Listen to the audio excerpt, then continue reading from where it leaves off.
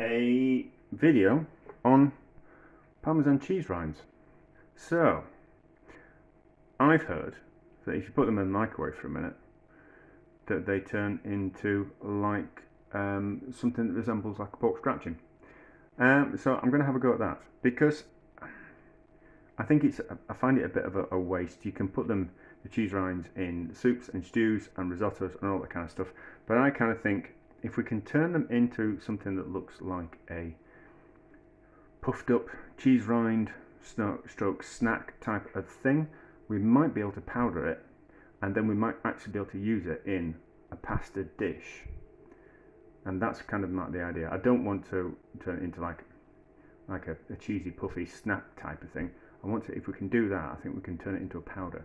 And I'm interested in this cheesy umami powder. So put it in the microwave for a minute and we'll kind of see what happens. It probably needs to go on a plate because I don't want it to make a mess of the microwave. So on a plate in the microwave for a minute, we'll see what happens. Right, so there we go. That was a minute and 30. Probably would have been better on a bit of baking parchment. Plate's a little bit hot and I've got delicate fingers. So probably would have been better on a bit of baking parchment because it wants to stick to the plate. But it's gone all puffy and crispy. So let's just cut into it and see what we think. That might powder up. That might powder up. Oh, a little bit like a pork scratching.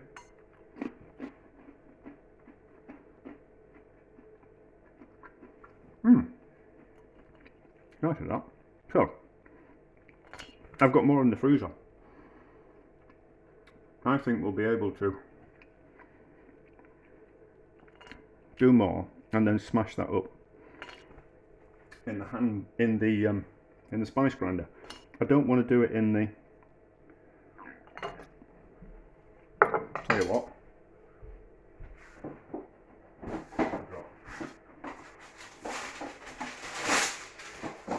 Let's do a quick experiment before we make a mess of the spice grinder. We'll just make a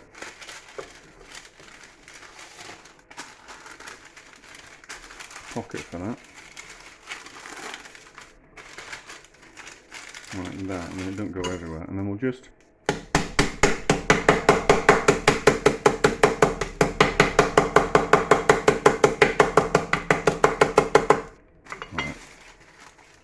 well, that's turned into a powder, hasn't it?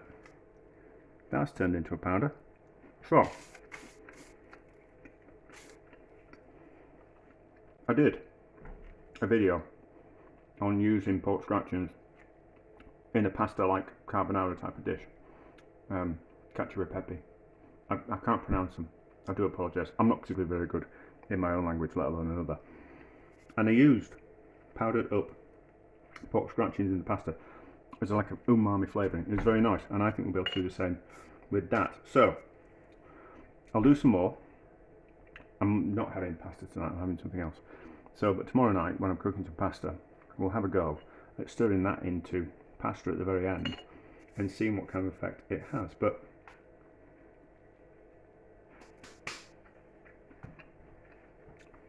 I think it'll be interesting. Just in the middle of doing these Parmesan cheese rinds and crisping them up, and I just thought I better weigh them before we put them in the microwave and then after. So these amount of Parmesan rinds weighed 86 grams before we put them in the microwave, and I've just re-weighed them and they now weigh 72. So obviously the way a microwave works is it agitates water molecules and creates steam in things. That's how a microwave works. So obviously it's a liquid, a small amount of water liquid has evaporated off, and that's kind of why they have become lighter. That's just me interested in knowing the difference in the weights, and then we can do like a potential proper recipe for it. So now I know the weights, we can see how much of the Parmesan powder that we add to the pasta at the end. So I have cooked the pasta in the style of carbonara, cacio e pepe, pasta alla griglia, and I'll probably pronounce that wrong. So pasta finished off in the pasta water in the pan with some fat. Normally it's the fat from guanciale, but today it's the fat from some Stilton, for whatever reason. Because I kind of thought, yes, it was Stilton fat, it's fat for the Stilton cheese, so therefore it's a cheese fat, so therefore it will work in this, and it'll give it a bit more of an umami boost. So, fresh, quite young, hard, that didn't need to happen, Italian cheese, don't want that in there, and it'll melt kind of quite easy. Lots of people kind of do it on the really fine grater, that one, but that's only if you're using a harder, older Italian cheese. If you pick a, well, it doesn't have to be Italian cheese, but if you pick a younger, softer, hard cheese, you can get away with just grating it straight into the pasta, and there'll be enough heat in the pasta, and the cheese will melt easily enough that you don't need to worry about it splitting the cheese. It needs more cheese than that, I know it does. So move that cheese over there like that. So the sauce is formed from the pasta water and the fat and the starch from the pasta. I'll take it out of the packet this time and I'll stop faffing around. So more cheese, and then in the style of, there's the Sicilian pasta which is finished with breadcrumbs instead of cheese. We'll use these Parmesan crunchy bits, Parmesan crisps, whatever you want to call it. Those that are pounded up from them, we use those as the crunchy bit in the sauce, and we'll see how it goes. So there should be enough liquid in there. It might want a little bit more cheese. Move it around. The cheese melts into the sauce, it coats the pasta. I've used expensive pasta today. Normally for my experiments I use the cheaper stuff, but I had some expensive pasta in the cupboard. I think it's probably only because it was on special offer and it needs a bit more cheese. Not ordinarily I use cheap stuff, because I kind of think, you know, just because we're on a bit of a budget doesn't mean we can't have nice food, and the cheap pasta is a quarter of the price of the really good expensive stuff, but it doesn't make a good a sauce, the cheap stuff, but it's still acceptable, and unless you're a complete pasta connoisseur you would not know the difference. So we have made a instant pastry sauce, and that's like that. Get that out of the way, and then sprinkle some of these in like that. So that's kind of like the Sicilian thing we do with the breadcrumbs.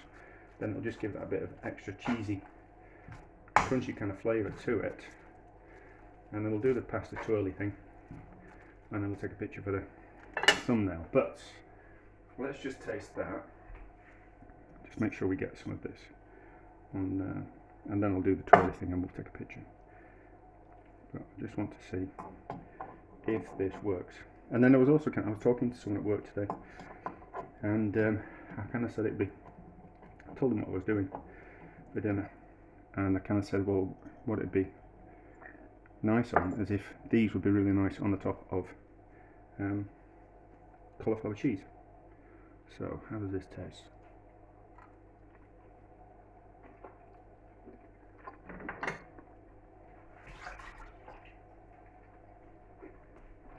That's delicious. That's delicious, is that? So, don't put your Parmesan rinds in your soups or stews. Turn them into crisps in the microwave for a minute, 30 seconds, until they all puff up. Crunch them down, and then turn them into that, and use it in pasta, on the top of pasta, as in with breadcrumbs, stirred into mashed potatoes. I think that would be absolutely lovely on lots of things, and so we don't waste any of that lovely flavour at all. So from that point of view, that's a success and delicious.